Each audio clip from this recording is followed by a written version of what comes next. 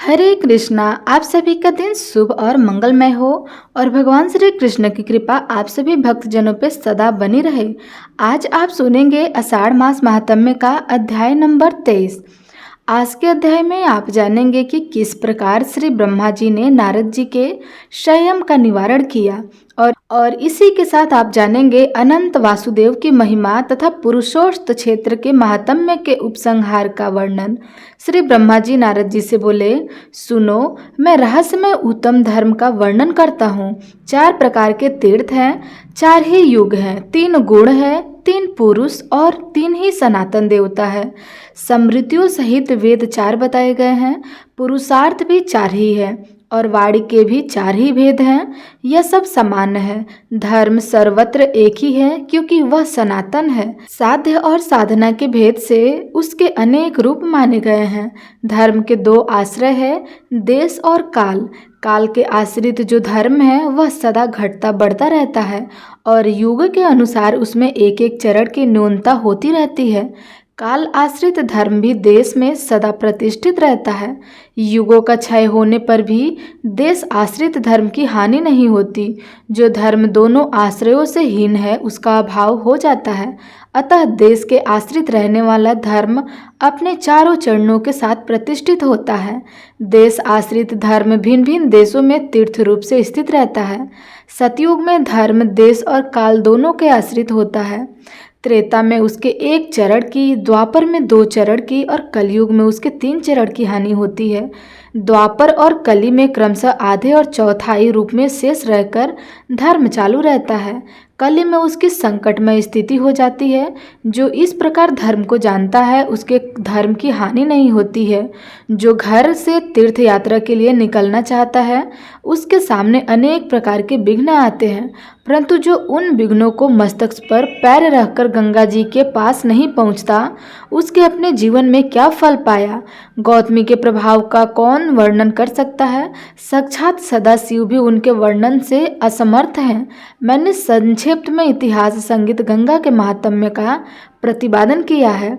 चराचर जगत में धर्म अर्थ काम और मोक्ष का जो भी साधन है वह सब इस विस्तृत इतिहास में मौजूद है। इसमें वेदों के श्रुतियों का संपूर्ण रहस्य बताया गया है।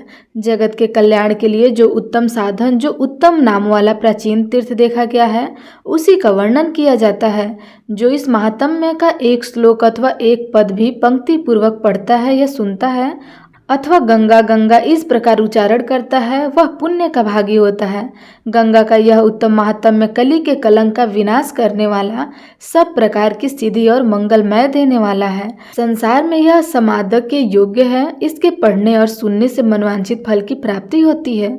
जो 100 योजना दूर से भी गंगा गंगा का उच्चारण करता है वह सब पापों से मुक्त हो जाता है और भगवान श्री विष्णु के धाम को जाता है। तीनों लोकों में करोड़ तीर्थ हैं। वे सभी बृहस्पति के सिंह राशि में स्थित होने पर गौतमी गंगा में स्नान करने के लिए आते हैं।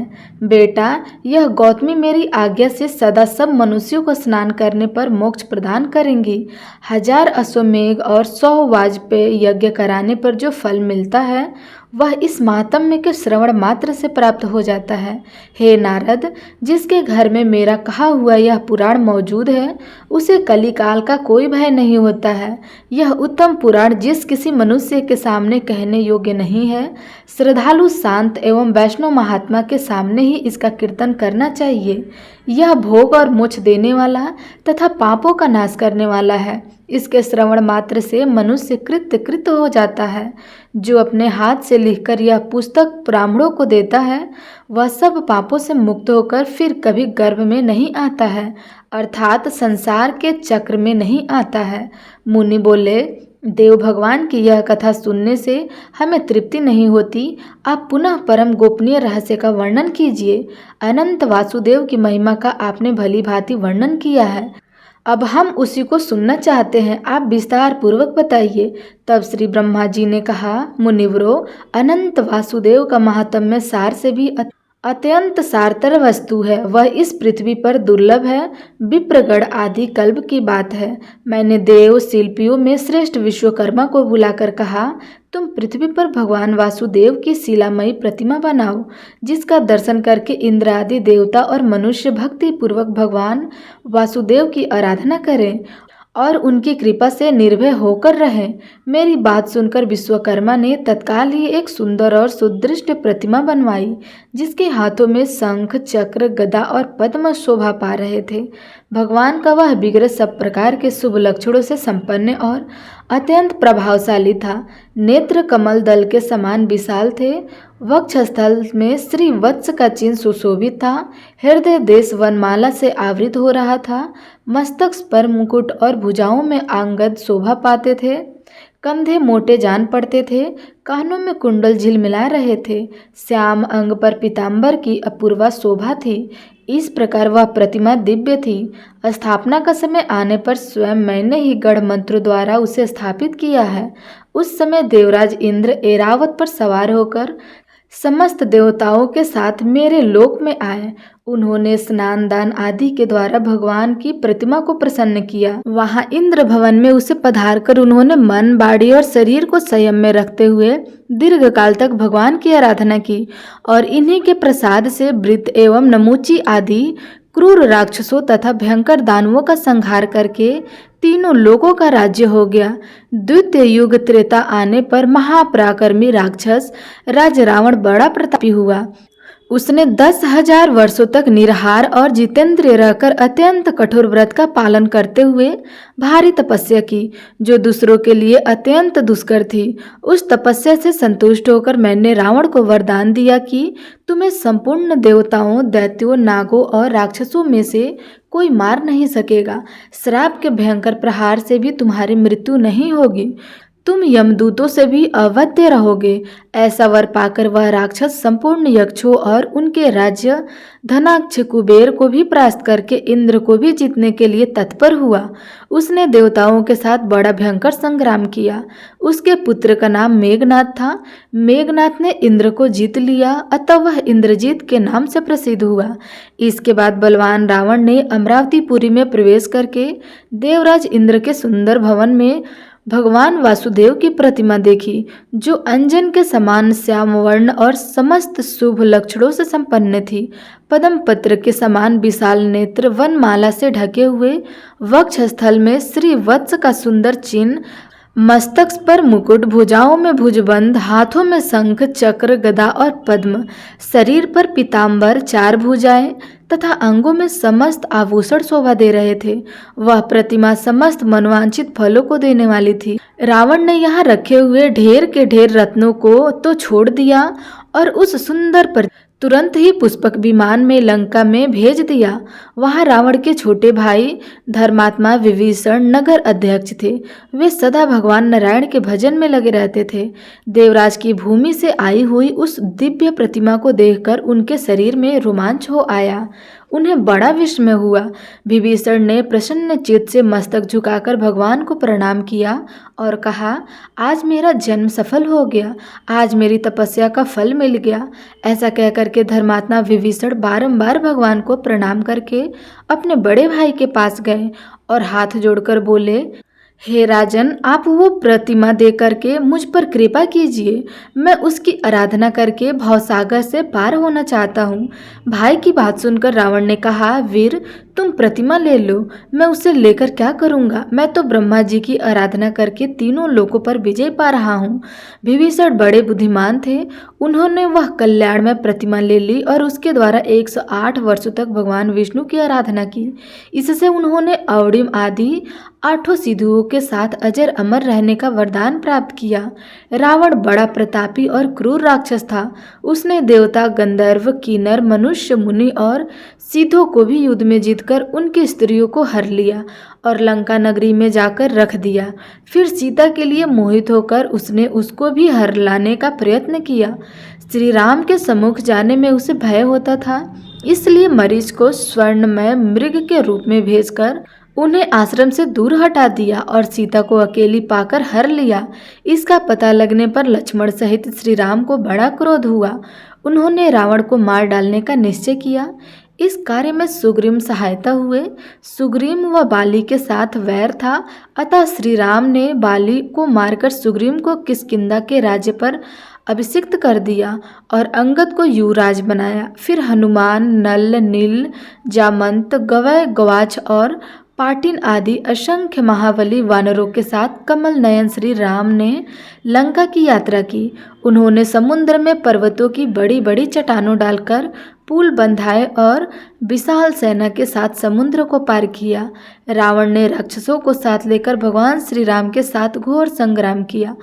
परम पराक्रमी श्री रघुनाथ जी ने महोदर, यामतंक, कुंभ, मलाच्य, मल्यवान, कुंभकर्ण तथा रावण को मारकर विदेही कुमारी सीता को अग्नि परीक्षा द्वारा शुद्ध प्रमाणित किया और विभीषण को राज्य देकर भगवान वासुदेव की प्रतिमा के साथ लेकर वे पुष्पक विमान पर आरूढ़ हुए और अनायास ही पूर्वजों द्वारा पालित अयोध्या नगरी में जा पहुँचे।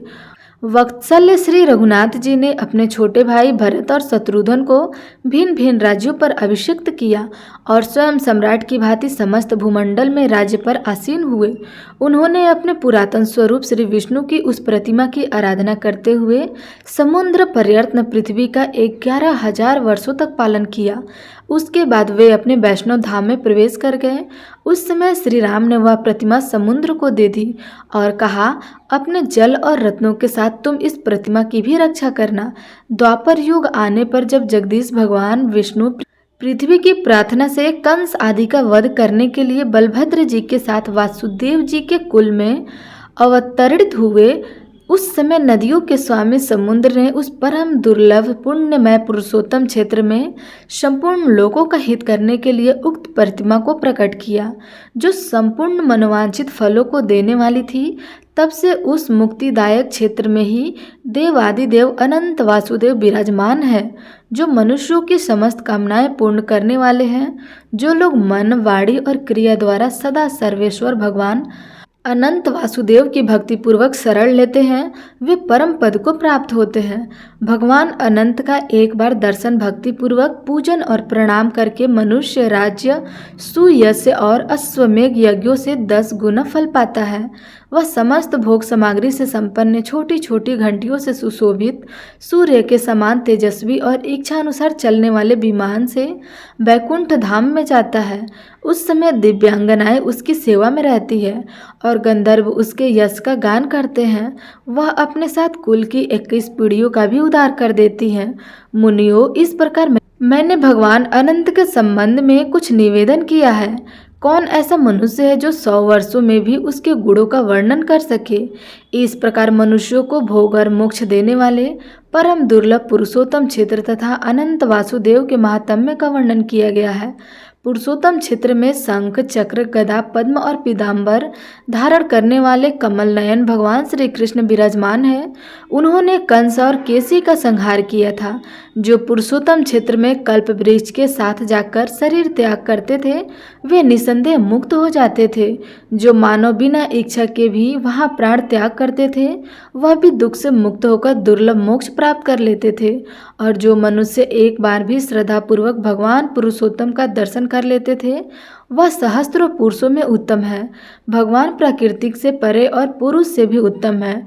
इसलिए वेद, पुराण तथा इस लोक में पुरुषोत्तम कहलाते हैं।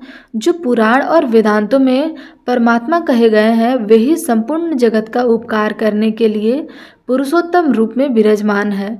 पुरुषोत्तम क्षेत्र के भीतर मार्ग में, शमशान भूमि में, घर के मंडप में, सड़कों और गलियों में, जहाँ कहीं इच्छा या अनाच्छा से शरीर के त्याग करने वाला मनुष्य मोक्ष का भागी होता है। पुरुषोत्तम तीर्थ के समान किसी तीर्थ का महात्म्य न हुआ है और न कभी होगा। मैंने उस क्षेत्र के गुणों का एक अंश मात्र बताया है। कौन पुरुष 100 वर्षों में भी उसके समस्त गुणों का वर्णन कर सकता है। मुनियों, यदि तुम सनातन मोक्ष पाना चाहते हो तो आलस्य छोड़कर उस पवित्र तीर्थ में निवास करो। तब व्यास जी कहते हैं, वक्तव्य जन्म ब्रह्मा जी का यह वचन सुनकर मुनियों ने वहाँ निवास किया और परम पद प्राप्त कर लिया। हे ब्राह्मणों, यदि आप लोग भी मोक्ष प्राप्त करना चाहते हो तो परम उत्तम पुरुषोत्तम क्षेत्र में निवास करो।